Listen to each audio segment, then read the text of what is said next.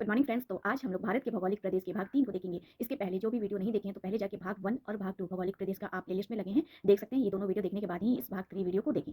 तो आज हम लोग इसके बारे में पढ़ेंगे ताकि आपको एक-एक पॉइंट टॉपिक का ज्ञान हो जाए और आप इसको अपनी कॉपी में अच्छे से नोट डाउन भी कर सकें, ताकि बाद में भी रिवीजन के टाइम आपको दिक्कत ना हो।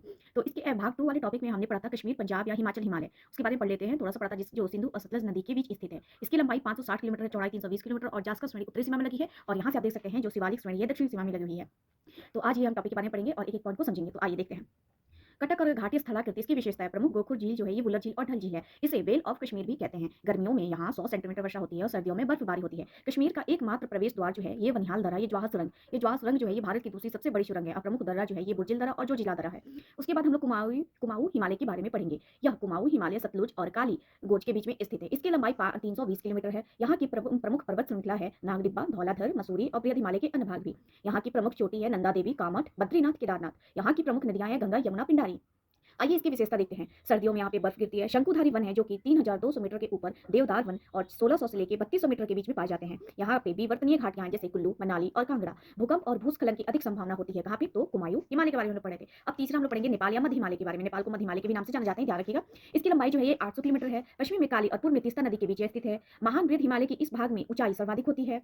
और प्रमुख चोटियां जो है यहाँ की किसकी? नेपाल हिमालय की माउंट एवरेस्ट, कंचनजंगा, मकालू, अन्नपूर्णा, गोसाईनाथ और धौलागिरी है। यहाँ की प्रमुख नदियां घाघरा, गंडक और कोसी हैं। यहाँ की प्रमुख घाटियां काठमांडू और पोखर झील घाटी है। नेपाल हिमालय के बाद हम लोग असम हिमालय, चौथा जो पूर्वी हिमालय कहते हैं इसको। नेपाल हिमालय को मध्य हिमालय और असम हिमालय को पूर्वी हिमालय। इसकी लंबाई 750 किलोमीटर है। यहाँ पे पश्चिम में तीस्ता और पूर्व में ब्रह्मपुत्र जिसे दिहांग और गोज दोनों कहते हैं के बीच स्थित है। मुख्य रूप से अरुणाचल प्रदेश और भूटान में स्थित है। कौन सा? असम या पूर्वी हिमालय की बात हो रही है। आइए इसके अन्य पॉइंट को देखा जाए तो ये आपको संकीर्ण अनुदैर्घ्य घाटियां पाई जाती है। यहाँ पे वर्षा 200 सेंटीमीटर स्क्वायर की दर से होती है। यहाँ की जो महत्वपूर्ण चोटियां हैं इनका नाम है नामचा बरवा जिसकी लंबाई 7756 मीटर है, कुला कांगड़ी जो 7554 मीटर है और जोमो लाहाटी जो 7327 मीटर है। असम हिमालय के प्रमुख पर्वत जो हैं ये अग्र पर्वत, डफला पर्वत, मीरी पर्वत, अगोर पर्वत, मिश्मी पर्वत और नामचा बारवा है। पटकाई, प्रो, मणिपुर पर्वत, ब्लू माउंटेन, त्रिपुरा और ब्रेल श्रेणी है।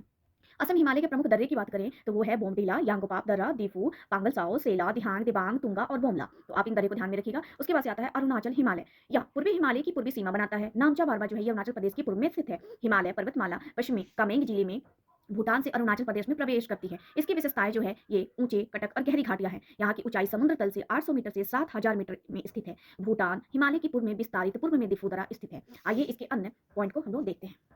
अरुणाचल हिमालय के अन्य पॉइंट हैं ब्रह्मपुत्र जैसी तेज बहने वाली नदियों द्वारा विच्छेदित जो नामचा बारवा को पार करने के बाद एक गहरी घाटी से बहती है। बारहमासी देश में उच्चतम पन बिजली क्षमता होती है। यहाँ पे बारहमासी पूछा जाए कहाँ है तो ये है अरुणाचल हिमालय में। यहाँ की अरुणाचल हिमालय की प्रमुख जनजातियां हैं मोनपा, अबोर, मिसमी, न्यासी और नागा झूमिंग कृषि जो करते हैं। उसके बाद से है छठा पूर्वांचल हिमालय, भूभागीय रूप से हिमालय का हिस्सा माना जाता है। इसमें संरचनात्मक अंतर है इसलिए इसे मुख्य हिमालय पर्वतमाला से अलग है। ब्रह्मपुत्र घाटी के दक्षिण में यह स्थित है। ब्रह्मपुत्र घाटी के दक्षिण में स्थित है कौन सा हिमालय? तो यह है आपको पूर्वांचल हिमालय। आराकान योमा पर्वत जो है निर्माण प्रक्रिया से संबंधित है। ढीली, खंडित, तलछटी चट्टानें जैसी सेल, मडस्टोन, बलुआ पत्थर, कटरजाइट पाई जाती है। हिमालय का सर्वाधिक भाग जो है खंडित भाग होता है। ये नागा भ्रंश रेखा, भूकंप और भूस्खलन वाला क्षेत्र होता है। यहाँ पे पूर्वांचल हिमालय में वर्षा जो होती है ये 150 से लेकर 200 सेंटीमीटर के बीच होती है। यहाँ पे घने जंगल भी पाए जाते हैं। ऊंचाई जो है ये उत्तर से दक्षिण की ओर घटती जाती है और निचली जो पहाड़ियां हैं इन पहाड़ियों में झूम खेती प्रचलित है। कहाँ पे? तो पूर्वांचल हिमालय की बात हो रही है। इस प्रकार से हम लोगों ने सारे हिमालय के बारे में पढ़ लिया। आगे के भाग में टॉपिक में हम लोग क्या देखेंगे तो प्रमुख पहाड़ियां जैसे यहाँ पे नीचे में देख सकते हैं आप लोग दाफला, अबोर, मिसमी, पटकाई, नागा, मणिपुर, मिजो, ये सारी पहाड़ियां हम लोग नेक्स्ट भाग में देखेंगे। तो इस प्रकार मैं आपको एक एक टॉपिक पढ़ा रही हूँ, एक टॉपिक बता रही हूँ। ये तीसरा भाग देखने से पहले आप प्लेलिस्ट में जाकर के भाग 1 और 2 को पहले देख ले, फिर ये तीसरा भाग देखिए। टॉपर नोट्स की बुक है जो कि स्पेशली बीएसएससी सीजीएल 4 के लिए, एएसओ पद के लिए है। ज्योग्राफी का ये भाग है। इस प्रकार से एक एक टॉपिक मैं आपको कवर करा दूंगी। तो आज के लिए बस इतना ही। Thank you so much. अगले पार्ट का जो भाग है ये सारे अगले भाग पार्ट में मैं डालूंगी। सो आज के लिए इतना ही। Thank you so much.